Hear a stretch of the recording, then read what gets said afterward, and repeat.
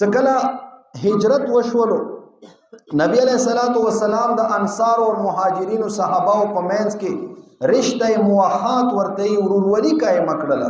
ځکه مهاجرینو صحابه خو هیڅ شی نه کورونه او نو ور سره مال او هیڅ شی ور سره نو یو انصاری صحابي ته یو مهاجر صحابي ور کول څکله دا ټول دغه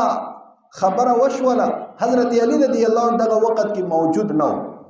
څکله ورته پته ولګیدل چې پیغمبر علیه الصلاۃ والسلام خو صحابه کرام او مهاجرین او انصار په منځ کې رشتہ د موخات قائم کړل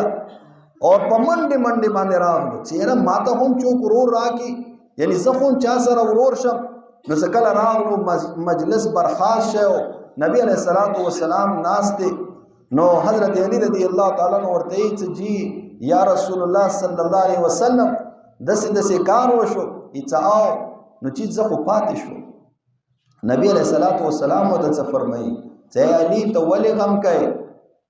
ولې غم کوي انت اخی وانا اخوک ته زمارو ری زده تاو نو دا څومره لوی اعزاز دی ستپریک دا هغه صحابه کرام صحابوز انصار او صحابه کرام سره ورولي شو زد تارور یا متزماروري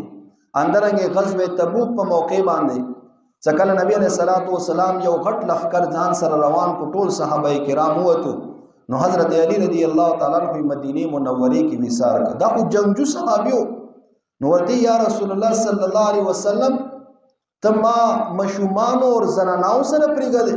زغو د جنگ سره ما جنگ ته ځان سره بوزا نبی علیہ الصلوۃ والسلام ورته فرمایي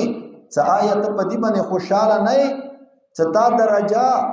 ما سره هغه دې چې کومه درجه هارون علیہ السلام موسی علیہ السلام سره وا ته موسی علیہ السلام چې کله کوه تور تطلو د تورات خستو د پاره